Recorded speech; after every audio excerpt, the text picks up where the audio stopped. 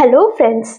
आज हम बात करते हैं केस डायरी से रिलेटेड कुछ बातें। ठीक है, तो पहली बात तो हमारे लॉ में सीआरपीसी के एक्ट में क्रिमिनल प्रोसीजर कोड में हमारे केस डायरी के बारे में बताया गया है। सेक्शन 172 में बताया गया है। ठीक है, 172 में बताया गया है। ठीक है, सीआरपीसी में। तो ये होता क्या है, केस डायरी बनाता कौन है? पहली बात तो इन्वेस्टिगेटिंग ऑफिसर केस डायरी बनाता है। केस डायरी होता क्या है? एक ऐसी डायरी होती है जिसमें इन्वेस्टिगेटिंग ऑफिसर अपने हर केसेस के बारे में लिखा रहता है। हर केसेस मतलब कि सपोज फॉर एन एग्जांपल कहीं स्पॉट में मर्डर हुआ। ठीक है, अब इन्वेस्टिगेटिंग ऑफिसर के पास वो इंफॉर्मेशन किसी ने पहुंचाई कि अरे साहब उधर पे डेड बॉडी पड़ी हुई है। अब वो जाएगा इन्वेस्टिगेटिंग ऑफिसर उस स्पॉट में जहां पे वो इंसिडेंट हुआ। ठीक है, उस स्पॉट में गया, उसने देखा कि एक बॉडी पड़ी हुई थी, तो वो अपने डायरी में लिखेगा वो बॉडी पड़ी हुई थी। फिर दूसरे पॉइंट में लिखेगा कि वो बॉडी जली हुई थी। फिर तीसरा लिखेगा कि वो लड़की थी कि लड़का था। ठीक है, फिर उसका चौथा में लिखा रहेगा कि बॉडी कटी हुई थी कि नहीं कटी हुई थी। ठीक है, ऐसे ऐसे करके और बगल बगल में जो उसको मिला, ठीक है, जैसे एविडेंस पाने के लिए उसको जो जो चीजें मिली थी वो उस डायरी में वो भी लिखेगा। ठीक है, अब क्या होता है, केस तो बहुत भाई क्या पता कितने समय तक चलता रहे, है ना। तो कोर्ट अगर सपोज फॉर एन एग्जाम्पल 2 साल बाद कोर्ट पूछ रहा है, अब उसी इन्वेस्टिगेटिंग ऑफिसर से कोर्ट अगर पूछा कि बताइए इधर पर क्या हुआ था, तो अगर सपोज, क्योंकि इन्वेस्टिगेटिंग ऑफिसर भी एक इंसान है और हर इंसान की मेमोरी एक टाइम के बाद थोड़ी थोड़ी खत्म होने लगती है ना। तो इसलिए बोला जाता है इन्वेस्टिगेटिंग ऑफिसर के पास एक डायरी होगी। उस डायरी में वो एक ही केस के बारे में लिखेगा, मतलब कि हर केस के बारे में अलग अलग डायरी उसकी होगी। ठीक है, एक डायरी में वो बहुत सारे केस नहीं लिख सकता। अलग अलग केस होगा, अलग अलग डायरी होगी उसके लिए, मतलब एक केस के लिए एक डायरी। ठीक है, वो इन्वेस्टिगेटिंग ऑफिसर बनाएगा। ठीक है, जैसे हम बचपन में नहीं करते थे कि रात में चलो हम लिखते हैं डायरी कि आज हम इधर गए, आज हम इधर घूमे, आज हमारे दोस्त हमारे साथ खेले, हमने ये किया, हमने वो किया, हम रात भर का हम पूरा दिनचर्या अपना लिखते थे एक डायरी में। तो वही इन्वेस्टिगेटिंग ऑफिसर करता है, केस के बारे में पूरा लिखता है कि वो कहाँ पे उसको ये चीज मिला, रोड में उसको ये बॉडी मिली या जंगल के बीच में उसको बॉडी मिली, ये सब चीज वो लिखेगा। अब कोर्ट पूछ रहा है कि बताइए उधर क्या क्या हुआ था। नाउ ही फॉरगॉट, मतलब वो भूल गया, उसको याद नहीं आ रहा है।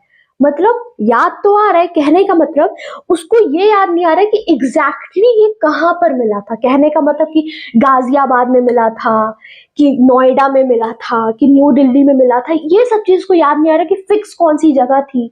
ठीक है, वो इंसान जला हुआ था कि बिना जले उसको मिला हुआ था, ये सब चीज को याद नहीं आ रहा है। ठीक है, तो अब क्या करेगा, अपनी मेमोरी को रिफ्रेश करने के लिए कोर्ट अगर पूछा है इन्वेस्टिगेटिंग ऑफिसर से कि बताइए उधर क्या क्या हुआ था उस स्पॉट में, वो जाएगा उस स्पॉट में, है ना।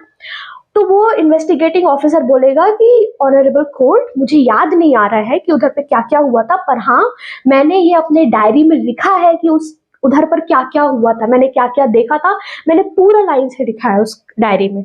तो बस एक बार मैं वो डायरी देख लूं, मुझे सब कुछ याद आ जाएगा कि हाँ उधर क्या हुआ था और क्या केस था। तो कोर्ट परमिशन देगा under section 159 of Indian evidence act कि रिफ्रेश कर ले वो अपनी मेमोरी। हमको सब याद रहता है, हमको सालों सालों पहले की बात याद रहती है, बस एक थोड़ी सी चुटकी बजाने वाली बात है कि बस आ जाए, एक हिंट मिल जाए कि हाँ ये है, उसके बाद हम पूरा लिख लेंगे। हम अगर अपना नोट्स भी बनाते हैं तो हम लिख लिख कर नोट्स बनाएंगे तो हमको जल्दी याद होगा, पढ़ेंगे पढ़ेंगे तो हमको जल्दी नहीं याद होगा, ये तो होता ही है। तो वैसे ही इन्वेस्टिगेटिंग ऑफिसर भी, अब मर्डर का केस अगर 2-3 साल बाद खुल रहा है, रीओपन हो गया या चल ही रहा था ट्रायल उसका, तो 2-3 साल बाद अभी, ठीक है, तो इन्वेस्टिगेटिंग ऑफिसर को उस पर्टिकुलर केस के बारे में कैसे याद होगा? तो उसने वो जो अपने डायरी में लिखा है, उसी डायरी से इन्वेस्टिगेटिंग ऑफिसर उस इंसिडेंट को देख सकता है और रिकॉर्ड करेगा उसको।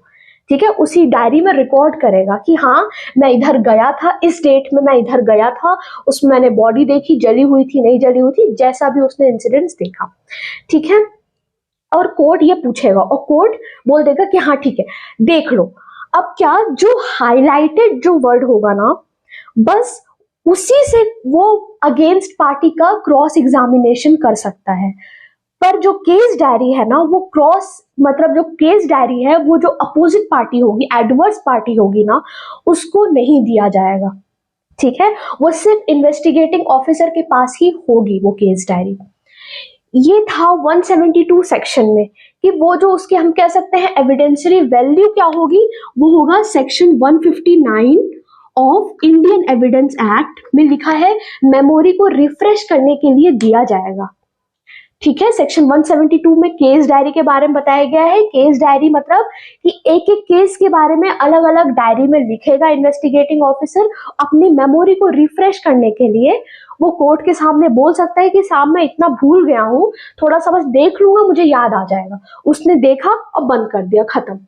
जितना हाईलाइटेड है वो बस उसी से ही क्रॉस एग्जामिनेशन कर सकता है एडवर्स पार्टी का, और एडवर्स पार्टी को केस डायरी प्रोवाइड नहीं की जाएगी, प्रदान नहीं की जाएगी। ठीक है, ये हमारा होता है सेक्शन 172 केस डायरी के बारे में, जो कि इन्वेस्टिगेटिंग ऑफिसर के द्वारा रिकॉर्ड की जाती है। Thank you so much.